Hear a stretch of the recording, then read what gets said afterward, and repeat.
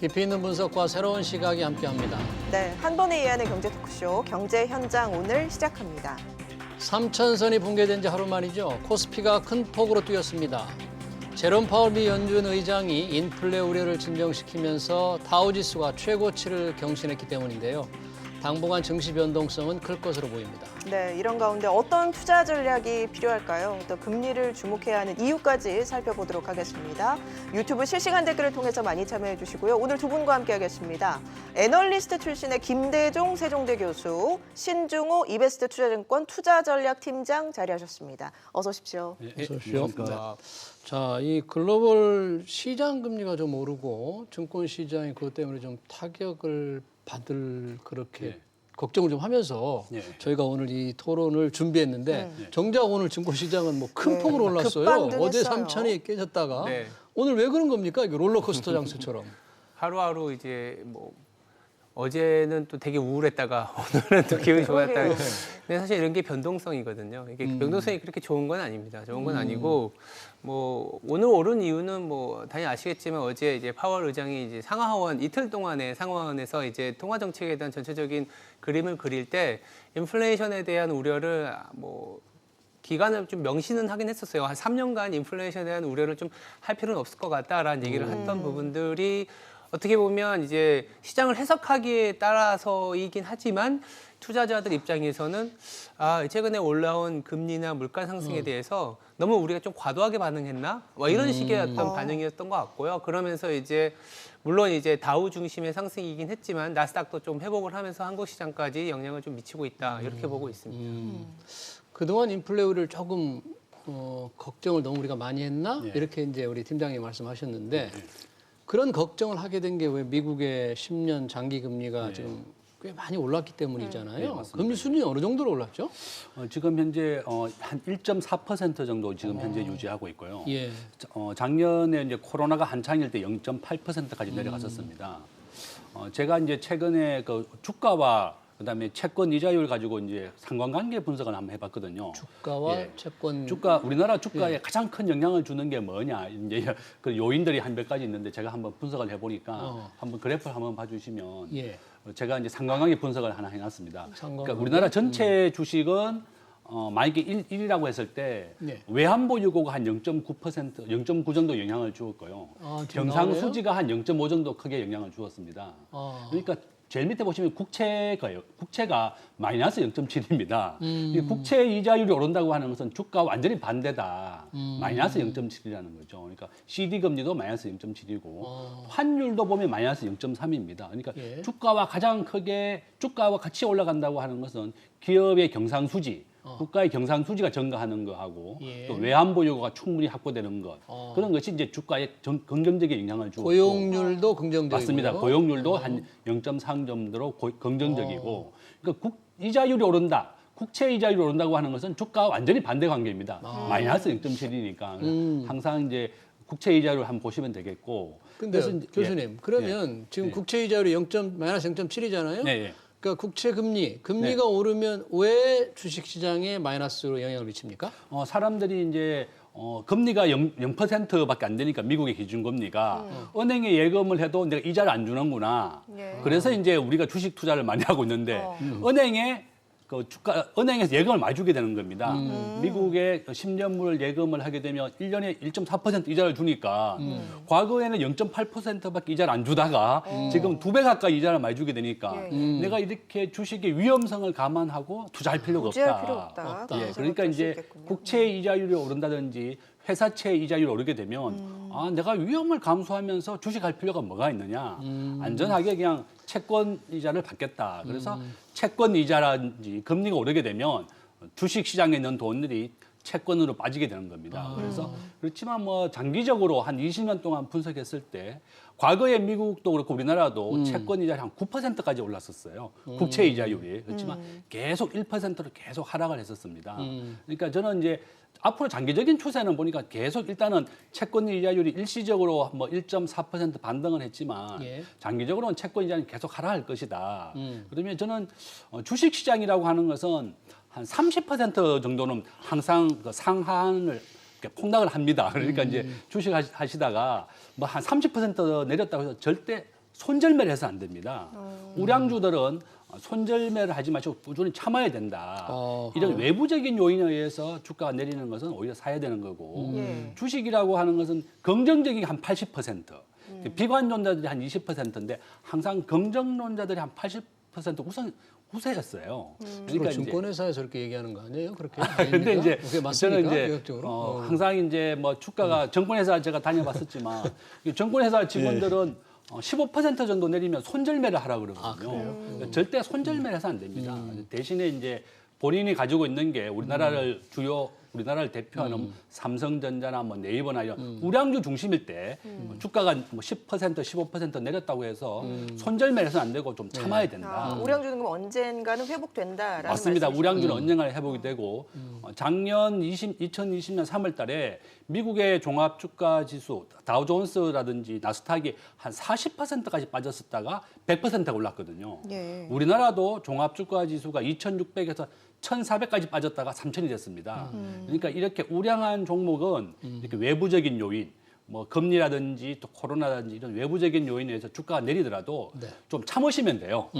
회복된다. 그러니까 그 정도 한 30-40% 정도는 꼭 인내를 해야 된다. 그런 정도 말씀을 드릴게요.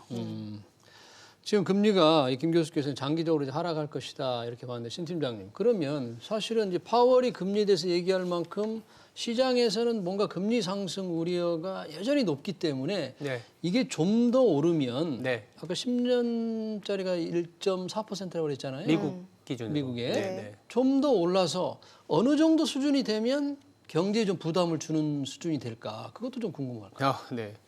기본적으로 그 수준을 가늠하는 거는 그때의 상황에 따라 다를 것 같아요. 뭐 예전 10년 전에 1.5%라고 치면 지금도 1.5%냐라고 하기에는 다소 무리가 있긴 하겠지만 지금 미국 10년물 기준으로 이제 기대 인플레이션을 매일 저희가 볼 수 있는데요. 지금 현재 기대 인플레이션이 2점 초반대. 그러니까 2.1% 정도 돼요. 미국 기대 10년 인플레이션. 예, 향후에 인플레이션이 발생할 확률에 대한 채권 시장에서의 가격 조성이라고 보시면 되는데 아시겠지만 통상적으로는 일반적으로는 우리가 흔히 얘기하는 명목금리, 아까 1.4%라는 게 명목금리거든요. 명목금리가 기대 인플레이션보다 높습니다. 왜냐하면 우리가 흔히 얘기하는 실질금리 더하기 인플레이션이 그렇지. 명목금리니까. 네. 근데 지금은 명목금리가 기대 인플레이션보다 낮아요. 실제 금리가 마이너스네요. 그렇죠. 실질금리가 마이너스이기 때문에 인플레이션 해지를 해야 된다.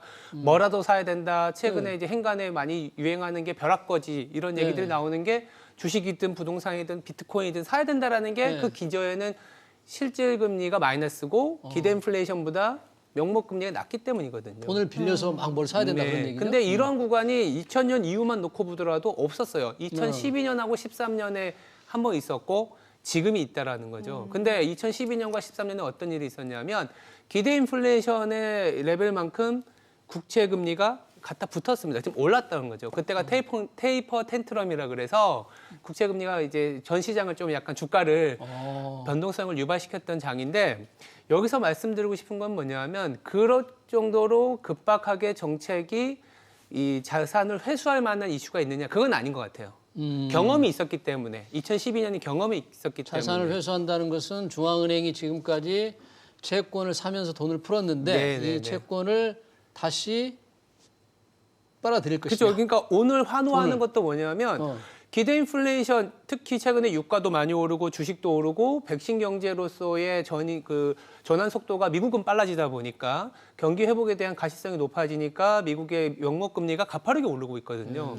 근데 이렇게 가파르게 오르는 거를 2012년, 13년과 같이 본다면 연준에서 테이퍼링을 시작하면서 1.4가 1.5, 1.6, 1.7 갈 때까지 용인하겠구나라고 우려했었던 거예요. 시장에서는. 근데 어제 파월 연준 의장이 얘기한 거는 일시적인 거고 아직은 걷어들일 만한 건 아니다라고 생각하다 보니까 장기 금리가 올라가는 속도가 완만해질 수도 있겠다라는 그런 어떤 뭐랄까요 안도 랠리 이게 지금 현재 시장에서 나타나는데 문제는 뭐냐면 이미 많이 올라온 상황이다 보니까 실질 금리가 마이너스 1%에서 아직은 마이너스 0.8%이긴 하지만 미국의 배당 수익률이 이제는 국채 수익률하고 비슷해져 버렸어요. 그러니까 미국의 배당 수익률이 1.5% 정도 됩니다. S&P 기준으로. 지금은 미국의 국채 수익률이 1.4이기 때문에 금리가 많이 올라왔으니까. 그렇죠. 만약 기준을 잡는다면 배당 수익률이 오히려 미국의 국채 수익률보다 낮아지는 이를테면 주가가 더 올라서 1.4에서 1.3까지 내려가거나 아니면 국채가 1.5까지 이제 트라이하는 올라가게 되면 어느 정도 시장은 조금 국채 금리 올라가는 거에 대해서 너무 좀 비용이 상승했다라는 인식을 할 가능성이 높아 보인다라고 말씀드리고 시장이 있습니다. 좀 약간 타격을 받을 수 있다 그런 말이죠, 그러면. 뭐 주식 시장의 매력이 굉장히 떨어지기 때문에 그리고 이따가 뭐 말씀드릴 수 있는 상황도 있겠지만 주식 시장에 대한 뭐 레버리지라든지 우리나라도 지금 최근에 가계부채 이슈가 많이 나오는데 미국도 사실 마진 대비라 그래서 돈을 빌려 쓰는 게 굉장히 많아요. 그래서 빌려 쓰다 보니까 이제 대체 자산이라는 것들, 특히 안전 자산의 매력이 높아질 때 빌려 썼던 수요가 작아지게 되면 위험 자산에 대한 수요가 떨어질 수가 있거든요. 그래서 큰 이슈가 아님에도 불구하고 주가의 변동성이 나타날 개연성이 점점 높아질 수도 있다. 이렇게 얘기 드리고 있습니다. 예. 미국 국채 금리에도 이렇게 민감하게 반응하는데 우리 금리도 오르고 있는 추세이고 또 이게 뭐 3년물, 10년물 이렇게 좀 여러 가지가 있어서 일반 투자자 입장에서 이런 국채 금리를 어떻게 참고해야 되는지 설명을 좀 지금 현재 이제 부탁드릴게요. 우리나라도 그 채권 이자율이 한 10년물이 1.8%입니다. 미국의 기준금리가 지금 현재 0%고 우리나라의 기준금리가 0.5%고 그렇지만 뭐 이 기준금리라고 하는 거에 중앙은행이 우리나라의 시중은행에 빌려주는 금리가 이제 기준금리거든요. 거기에서 이제 한 2% 정도로 가상금리를 붙여서 은행이 우리 개인들에게 돈을 빌릴 때는 한 3.5% 정도 돼야지 빌릴 수 있습니다. 그러니까 이제 제가 최근 한 3, 40년간 정도를 채권 이자율에 대해 가지고 회귀 분석을 한번 해봤더니 원래 한 80% 정도로 계속 채권 이자가 내리더라고요. 원래도 내릴 것이라는 게 이제 장기적으로 계속 채권 이자가 내렸거든요. 그러니까 금리가 계속 내릴 것이다. 계속 이제 과거에 한 10% 정도 해서 최근 한 30년 동안 계속 채권 이자율이 내리고 주식이 상승했습니다. 경제라고 하는 것 자체가 경제가 계속 성장하고 있고 기업 자체가 계속 커지고 있거든요. 그러니까 이제 뭐 삼성전자 과거에 시가총액이 한 100조밖에 안 되다가 지금 500조로 올랐지 않습니까? 계속 경제는 성장하게 되어 있고 커지게 된다. 그러면 반대로 채권의 이자율은 계속 떨어지게 되어 있습니다. 그러니까 이제 또 최근에 이제 미국이 좀 정상화가 되고 유가가 60달러까지 오르고 미국의 코로나 환자가 지금 하루에 환자가 5만 명밖에 안 됩니다. 우리나라하고 똑같이 바이든이 취임하고 난 다음에 마스크를 무조건 필수화 의무화해 버렸어요. 그랬더니 미국의 환자 수가 5분의 1로 급감이 됐고 또 올 연말이면 미국의 한 70%, 80%가 백신을 다 맞기 때문에 미국 경제가 정상화된다. 그런 게 많이 반영이 되어 있는 겁니다. 그러니까 이제 최근에 이제 금리가 좀 오르고 미국 국채 이자율이 오르는 이유도 미국 경제가 이제 정상화로 돌아간다. 이런 게 반영이 되어 있다. 그렇게 되면 주가도 다시 또 긍정적으로 어제는 항공주나 여행주가 또 많이 올랐거든요. 미국에서 그런 거죠? 예, 그렇죠. 그러니까 이제 경제가 정상화된다는 그런 추이가 반영되어 있는 거고 주식은 항상 6개월을 선행하는 지수이기 때문에 미국 경제가 정상화된다. 그러니까 이제 미국의 국채 이자율이 좀 오른 것이다. 그렇지만 결론은 장기적으로 미국 국채는 계속 하락 추세에 있고 주식 시장은 계속 상승 추세에 있기 때문에 그렇게 걱정하지 마시고 주식이 한 30% 정도 내리는 것은 뭐 이 정도는 항상 뭐 용인해 줘야 된다. 주식하는 사람들은 두려움과 공포를 이겨야지 주식에 성공할 수 있어요. 막 두려워가지고 말이야, 이거 폭락하는 거 아니냐 이렇게 막 팔아버린다든지 손절매버리면 이거 손실을 실현해 버리는 거거든요. 절대로 우리나라가 우량주를 가지고 계신 분들이 뭐 주가가 한 15%, 20% 내렸다 그래서 절대 손절매나 팔아서 안 된다. 꼭 참고 견뎌야 된다. 이렇게 말씀을 드리겠습니다. 오늘 그 이주열 하는 총재는 우리 이제 금리를 0.5% 동결을 하면서 물가 상승률을 1%에서 1.3%로 이제 수정을 했지 않습니까? 그렇지만 금리는 동결을 했고 증권 시장에 대해서는 상당히 그 변동성이 굉장히 클 거다. 이렇게 걱정을 하던데 오늘 이주열 총재가 이 물가 상승을 올리고 금리는 변동 없고 성장률은 또 맞습니다. 고정시키고. 근데 이제 물가를 올렸었던 이유 자체도 약간 일시적인 영향을 반영을 한 것 같아요. 최근에 이제 뭐 기저효과라고 하겠죠. 작년 초반에 이후에 우리 그 팬데믹 사태 이후로 물가는 YY 전년 대비 이제 그로스를 보다 보니까 당연하게도 올라가는 부분들을 감안 안 할 수 없는 수정치를 발표하셨다라고 보시면 될 것 같고요. 더불어서 그래도 조금씩 이제 마스크를 벗어 나갈 수 있는 환경이 오늘인가 내일부터 이제 백신을 맞기 시작하지 내일부터요? 않습니까? 그러면 조금씩 더 커지는 환경에서는 내수의 어떤 속도는 모르겠지만 방향성에 대한 얘기를 할 수밖에 없는 상황이고 그래서 이제 물가가 조금은 더 위로 갈 수 있는 환경을 조금은 얘기해 준 것 같은데 아직은 그래도 우리나라 실업률이 지금 5%까지 올라온 상황이잖아요. 그래서 금리를 올리면서 경제 활동 전반을 조이는 그러니까 금리라는 거는 사실 굉장히 브로드하게 이게 광범위하게 시장 전체에 영향을 미치기 때문에 함부로 이제 건드릴 수 있는 통화 정책 수단은 아니라고 보고 있습니다. 그리고 독단적으로 특히 이제 한국 같이 수출이 어떤 영향을 많이 받는 어떤 국가에서 금리를 이제 먼저 선행적으로 긴축이라든지 아니면 조금 금융 불안정성을 얘기해서 조금 건드리는 이슈까지 가기에는 아직은 조금은 좀 깨지기 쉬운 것들이 많기 때문에 어느 정도의 톤이 나오지 않았나라는 얘기를 좀 드리고 있습니다. 전체적으로 우리나라 같은 경우 이제 수출이 좀 잘 되더라도 방금 팀장이 얘기한 대로 민간 소비라든지 예. 고용이 워낙 좋지를 않고 그렇죠. 또 미국도 특히 고용이 안 좋지 예. 않습니까? 예. 그렇기 때문에 금리를 뭐 손대는 거는 너무너무 이제 어려운 일이고 시장 금리가 좀 오르는데도 한계가 있지 않을까 네. 뭐 이런 전망이 있는 것 같아요. 미국에서도 그렇고 우리나라도 그렇고 항상 바이든 대통령 새로운 대통령이 취임하게 되면 미국이 한 20-30% 주가 올랐습니다. 그 해는. 그다음에 미국도 지금 실업률 굉장히 높습니다. 미국에 우리나라도 그렇고 미국도 이제 우리가 일주일에 1시간만 일하면 실업자가 아니거든요. 최근에 이제 실업자가 뭐 100만 명이다, 90만 명이다 하는 이유가 그 실질적인 통계는 더 많을 겁니다. 원서를 안 낸 사람은 실업자 통계에 안 잡히거든요. 그러니까 내가 원서를 냈는데 그렇죠. 떨어진 사람만 실업자지. 원서 자체를 안 냈다 그러면 구직 활동 안 했다 그러면 그렇죠. 그 사람은 실업자 자체가 아니거든요. 그래서 실질적인 뭐 우리나라 실업률은 뭐 5%다. 고용률은 50%밖에 안 됩니다. 59% 정도. 실질적으로 100명 중에 실제로 일하고 있는 사람은 60명 정도밖에 안 되고 나머지 40명은 일을 안 하는 거죠. 그 실업률 자체는 5%밖에 안 잡힌다. 그러니까 금리를 올리게 되면 기업도 그렇고 가게도 그렇고 굉장히 어려워지고 코로나가 아직 자영업자는 굉장히 크게 발목을 잡고 있고 굉장히 어려운 한계 상황에 몰려 있거든요. 그러니까 금리를 올린다고 하는 것은 당연히 이제 올 연말까지는 계속 0% 유지될 것이고 미국이 금리를 올릴 때 한국은 동조해서 올리게 될 겁니다. 그렇지만 아직은 미국 자체가 굉장히 어려운 상황이고 뭐 콜린 파웰이나 또 제닛 앨런이나 전부 다 일자리를 만드는 경제 정책을 펴고 재정 정책을 펼치고 있기 때문에 금리를 당분간 올리지 않을 것이다. 오늘 뭐 파월 의장은 금리 올리는데 3년이 걸릴 것이다. 예. 이렇게 얘기를 했기 때문에 앞으로 3년간은 뭐 금리 안 올리지 않겠습니까?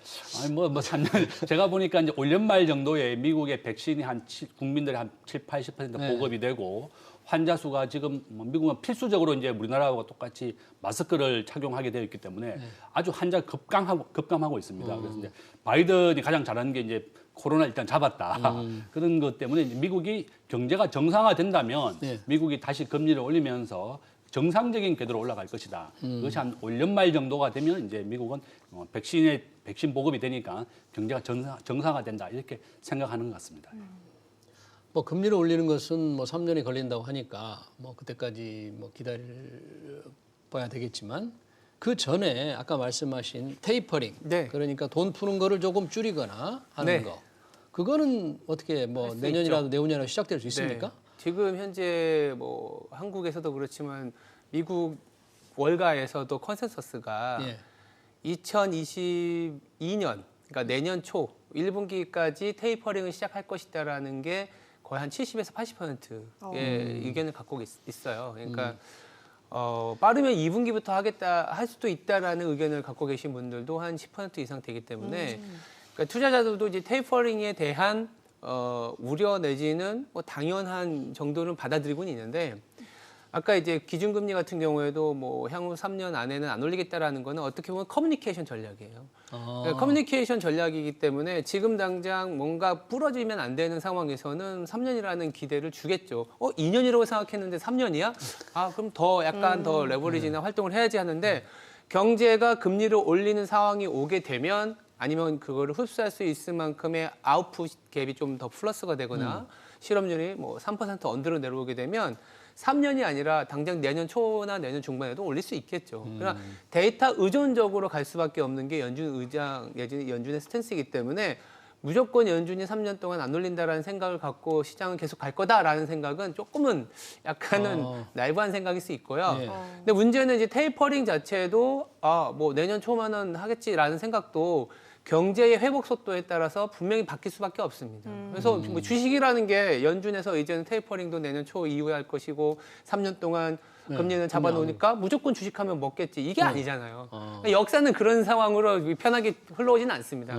다만 저희들이 말씀드리고 싶은 거는 지금부터는 굉장히 고민스러워지는 순간이 뭐냐면 오히려 주가가 굉장하게 다른 사람들도 아무도 주식을 하고 싶지 않을 때는 주식을 해야 되는데 지금은 누구나 주식을 얘기하는 상황이고 누구나 연준이 기다려줄 거고 누구나 테이퍼링은 내년 가야 한다는 생각 너무 많이 갖고 있는 상황에서 S&P의 배당 수익률과 한국 코스피의 배당 수익률이 국채 수준만큼 내려온 상황이라는 거죠. 굉장히 어려워진 상황이라고 말씀을 드릴 수 있고 두 번째는 작년에는 주식 투자에서 컨셉을 한마디로 말씀드리면 방역을 잘하는 국가, 방역과 관련된 업종, 방역이 잘 안 됐을 방역. 때 나올 수 있는 모멘텀의 업종이었거든요. 근데 올해는 방역이 아니라 백신입니다. 백신을 누가 더 빨리 접종시키느냐, 백신을 통한 여행의 수요를 누가 더 많이 갖고 가느냐. 이스라엘 같은 경우에나 미국 같은 경우는 더 빠르지 않습니까? 그러면 이스라엘이 가장 빠르죠. 그렇죠. 그러면 당연하게도 내수의 회복 속도가 빨라지는 거는 미국일 수밖에 없는데 상대적으로 달러화가 이걸 반영 안 하고 있다는 겁니다. 그래서 지금부터는 미국의 경기가 2분기 때 백신의 효과와 바이든의 재정 지출 거기다가 작년에 대한 기저 효과로 상당히 글로벌 탑 티어로 올라서는 국면이 1, 2분기이기 때문에 저는 1, 2분기가 지나게 되면 오히려 테이퍼링에 대한 연준의 코멘트가 없더라도 테이퍼링은 실수할 수 있다라는 인식이 굉장히 강해질 것 같아요. 네, 4월 이후부터 벌써. 지금 테이퍼링이라는 게 양적 완화. 네. 무작위로 돈을 푸는 양적 완화를 줄이는 거잖아요. 줄이는 거죠. 그렇죠. 그 줄인다는 것만 시작할 것만 같아도 증권시장에 경기를 일으키지 않을까요? 그렇죠. 왜냐하면 지금 국채 금리가 가파르게 올라온 이유도 좋게 얘기하면 경기 회복이지만 나쁘게 얘기하면 큰 손이 이제는 조금씩 털어낼 거다라는 그런 불안감이 있는 거예요. 경기가 이렇게 좋아지는데 연준에서 계속 그렇게 자산을 지금과 같은 속도로 계속 사들어갈 수 있는 근거가 되겠냐라는 거죠. 그러니까 이중적인 잣대를 댔을 때는 경기가 좋아지는 거에 대한 베팅을 했을 때는 분명히 금리가 올라올 수 있고 연준이 장기 국채 매입을 줄여나갈 수 있다는 걸 함께 가져가면서 가야 되는데 이걸 계속 막아놓고 이쪽 경기 좋아지는 거에만 베팅하는 거는 조금 엇박자 나는 타이밍으로 접어들었다라는 얘기를 드리고 있습니다. 저도 이제 보충해서 말씀드리고 싶은 게 테이퍼링이라고 하는 게 전 세계에 풀린 달러를 환수하는 게 테이퍼링입니다. 미국이 더 이상 달러를 코로나 때문에 워낙 어려웠으니까 미국뿐만 아니라 전 세계 달러를 풀었습니다. 우리나라도 금년 9월에 한미 통화 스와프가 만료가 되죠. 이달 예, 9월 금년 9월입니다. 예, 예. 그러니까 금년 3월에 만기가 되었었는데 미국이 6개월 연장해서 9월까지 연장을 해주었다. 그러면 이제 우리 주식을 하시는 분들 뭘 관심을 가져야 되느냐 하면 전 세계에 있는 달러를 미국이 환수하기 시작하게 되면 우리나라의 외환보 요구 한번 보시면 제가 그래프 하나 가져왔는데요. 외환보 우리나라는 요구. 전체 GDP의 25%밖에 달러를 가지고 있지 않습니까? 외환보유액이 예, 그렇다는 외환보유액에. 얘기죠? 예. 그러니까 우리가 GDP 대비 외환보유고가 25%밖에 안 되고 지금 현재 러시아라든지 대만은 90%, 80%가 넘어요. 그래요? 그러니까 우리나라는 우리가 비율이 너무 낮다는 겁니까? 너무 낮죠. 그래서 나는 이제 작년 3월 달에 우리나라 환율이 1,300원까지 올라갔었거든요. 예. 다시 한번 뭐 외환 위기 오냐 이렇게까지 위기가 났었는데 한번 보시면 대만은 80%고 스위스나 홍콩은 100%가 넘습니다. 아주 대만은 철저하게 미국이라든지 일본이라든지 그 어떤 나라도 자기를 도와주지 않는다.